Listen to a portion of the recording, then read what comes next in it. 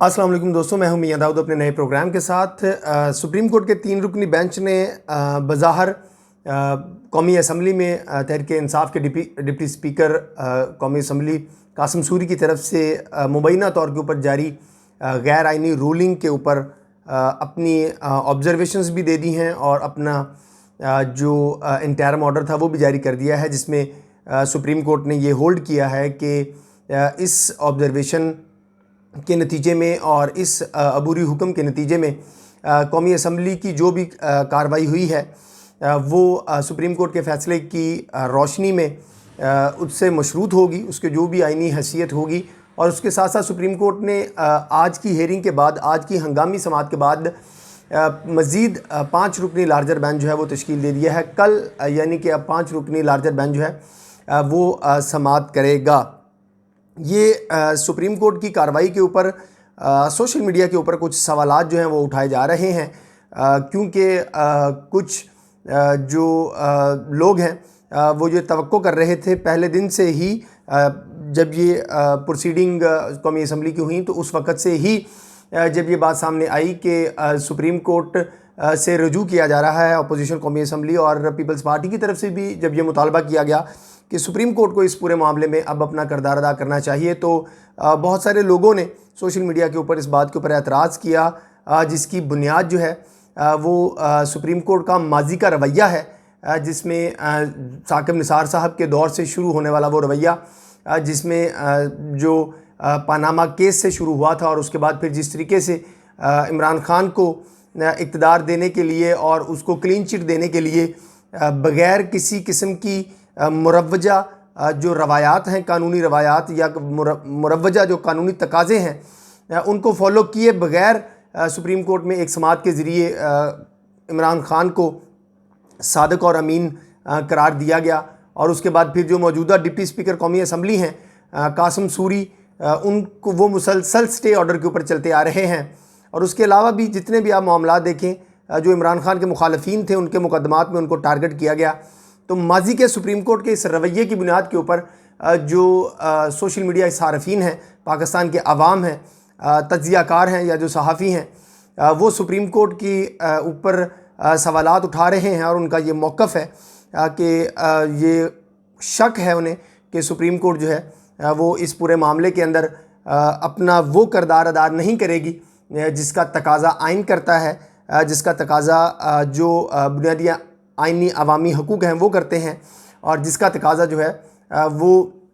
इस वक्त अपोजिशन की तरफ से किया जा रहा है। बज़ाहिर तो वज़ीर-ए-आज़म इमरान खान ने बड़ा बेहतरीन चाल चली, गो कि ये चाल गैर आइनी है, गो कि ये चाल गैर कानूनी है, गो कि ये एक हटदर्मी है, लेकिन बहरहाल उन्होंने पूरे पाकिस्तान को एक आइनी बहरान से दो चार कर दिया। और अब एक भरपूर किस्म का प्रोपेगेंडा जो है वो किया जा रहा है, जिसमें जो इलेक्शन है उसकी कैंपेन जो है वो की जा रही है कि अब जो है वो जिसने भी मुकाबला करना है वो इलेक्शन में आके करे। ये बात ना तो इलेक्शन की है, ना ही इलेक्शन से भागने की है, ना ही इलेक्शन करवाने की है। ये बात उस आइनी दुरुस्तगी की है जो होनी चाहिए। जिस तरीके से कौमी असम्बली में डिप्टी स्पीकर ने एलिगेशन लगाकर आइन के आर्टिकल 5 का अपनी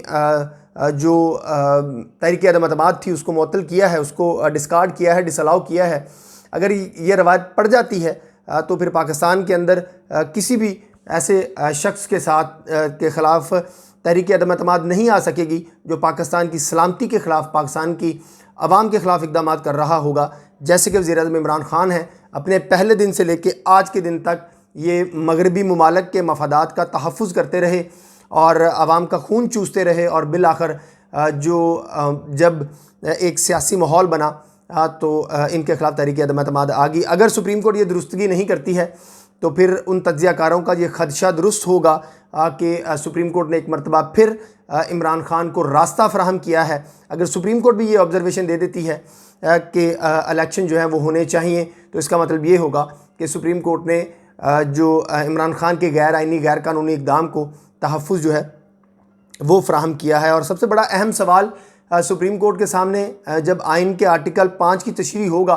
तो उसमें यह भी देखा जाएगा कि जो इल्ज़ाम तहरीक इंसाफ ने खुद से लगाया, खुद से जज बनी और ख़ुद से ही फ़ैसला दे दिया कि बैरूनी ममालिक से ये साजिश की गई है। एक ख़त जो है वो लिखा गया है, उस ख़त की साख के ऊपर भी बहुत सारे सवालात जो हैं वो उठ गए हैं और अब ज़राए के मुताबिक ये दावा किया जा रहा है कि उस ख़त की वजारत ख़ारजा के अंदर तरमीम की गई। जो मरासला अमेरिका की तरफ से लिखा गया था, उस मरासले को अमेंड किया गया यहाँ वजारत ख़ारजा के अंदर, और उसके बाद तरमीम करके फिर उसके ऊपर अपनी नई इंतखाबी मुहिम चलाने की जो है वो कोशिश की गई। ये बात भी अब ऑन रिकॉर्ड आ गई है और सुप्रीम कोर्ट को अपना फ़ैसला देते हुए ये बात भी मद्देनज़र रखनी पड़ेगी कि क्या वाकई ही ऐसा मुमकिन हुआ है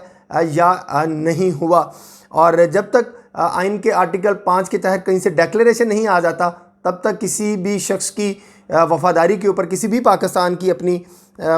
की अपनी रियासत के साथ वफ़ादारी के ऊपर सवाल जो है वो उठाया नहीं जा सकता। और इसमें तो बिल्कुल ही ऐसा कोई नहीं किया गया। और तहरीक इंसाफ के जो करीबी लोग हैं वो इस बात को तस्लीम करते हैं कि वज़ीर-ए-आज़म इमरान खान जो अमली तौर के ऊपर नाकाम हो चुके थे, अब उन्होंने एक मरतबा फिर एक झूठा बयानिया बनाने के लिए, कौम को बेवकूफ़ बनाने के लिए ये एक ड्रामा जो है वो क्रिएट किया। क्योंकि जब उन्हें खदशा था, बल्कि ये बात नज़र आ रही थी कि जब अब तहरीक इंसाफ के लोग जो हैं वो इंतखाबात के अंदर जाएंगे तो उनको आवाम के रद्द-ए-अमल का सामना करना पड़ेगा। बिल्कुल वैसा ही रद्द-ए-अमल जिस तरीके से 2018 में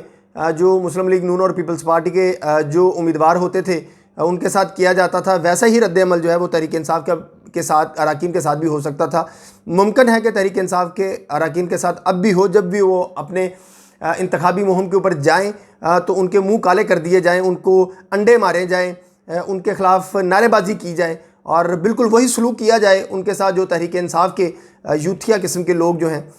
वो अपने सियासी मुखालफिन के साथ जो हैं वो करते रहे हैं। इसलिए सुप्रीम कोर्ट को ये बात लाजमी तौर के ऊपर देखना पड़ेगी कि जिस ख़त की बुनियाद के ऊपर को जवाज़ बनाकर वज़ीर-ए-आज़म इमरान खान जो हैं वो उन्होंने गैरानी इक़दाम किया है और पूरी की पूरी तहरीक इंसाफ जो है वो यहाँ से भागी है और भागने की तैयारी कर रही है, क्या उस ख़त के अंदर भी कोई जान है या नहीं, या ये सिर्फ़ एक ड्रामा जो है वो क्रिएट किया गया है। इसके अलावा जो सुप्रीम कोर्ट के जज साहबान की कंपोजिशन है उसके ऊपर भी जो सोशल मीडिया सार्फिन हैं वो ये तवक्को कर रहे थे कि इस बेंच के अंदर वो लोग शामिल नहीं होंगे या ऐसे जज साहबान शामिल होंगे जिन्होंने माजी में तहरीक इंसाफ के हक़ के अंदर फ़ैसले नहीं दिए, बल्कि उन्होंने आइन और कानून के मुताबिक जो है वो फ़ैसले दिए हैं। बहरहाल ये तशरीह जो है ये अब सुप्रीम कोर्ट करेगी। ये इख्तियार चीफ जस्टिस पाकिस्तान का ही है कि वो किस तरीके से बेंचेस की तश्कील करते हैं। अब तो बेंचेस जो हैं वो तश्कील दिए जा चुके हैं और सुप्रीम कोर्ट के ऊपर ये बहुत बड़ी भारी जिम्मेदारी आयद हो गई है कि अब इस आइनी बहरान जो तहरीक इंसाफ की तरफ से अपनी नाकामी को छुपाने के लिए किया गया है उसका आइन और कानून के मुताबिक फ़ैसला दिया जाता है या फिर दोबारा से इमरान खान को कोई रास्ता फ़राहम करने की कोशिश जो है वो की जाती है। इसके साथ साथ एक और अहम ख़बर इसी वीलॉग की रिकॉर्डिंग के दौरान सैयद तलत हुसैन शाह साहब ने ट्विटर के ऊपर शेयर की है, जिसमें उन्होंने ये इंकशाफ किया है कि चौधरी परवेज़ लाई और मोनस अलाई को जो कॉल की गई थी उसके